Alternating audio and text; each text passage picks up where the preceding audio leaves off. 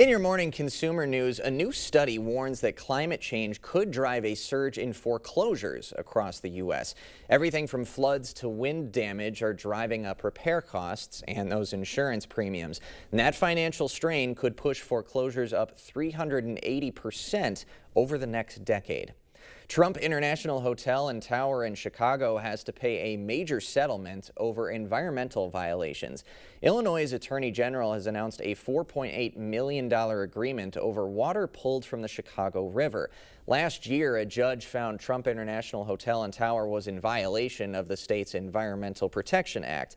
According to court documents, the majority of the money will be used to fund habitat restoration on the river.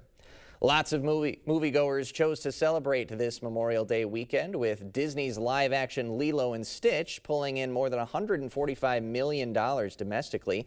Tom Cruise's Mission Impossible: The Final Reckoning was second with $63 million, and Final Destination: Bloodlines was third with more than $19 million. Very different themes across those three films.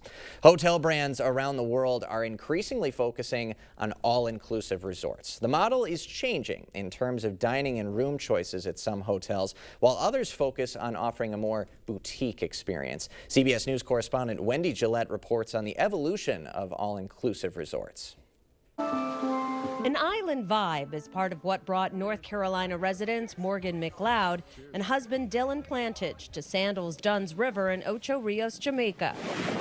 The resort right near the country's popular Dunn's River Falls is what the company calls Sandals 2.0 as it rolls out new room types with sky pools and roof terraces and a rum bar. I think we see a pretty big difference compared to some of the older resorts that we've been to.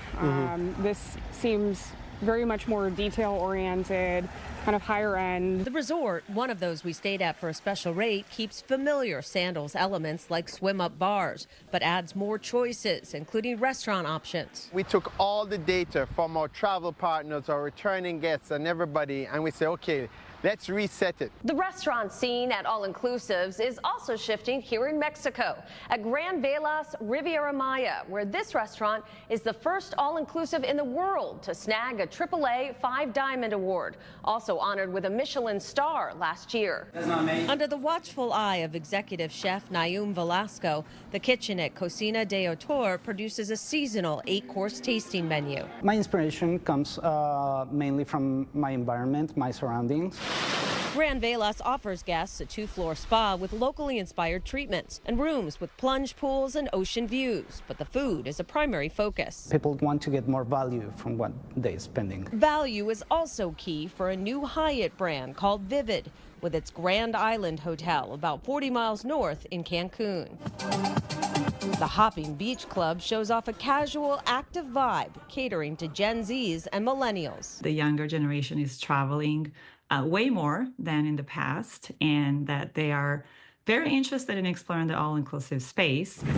A private boat transfer takes guests to Marriott's much quieter El Mare on the low-key island of Isla Mujeres. I like to say Marriott's all in on all-inclusive. It is a big play for us. El Mare serves up plenty of play, like tequila tastings, overwater yoga classes, and a Zen spa to design your own island retreat.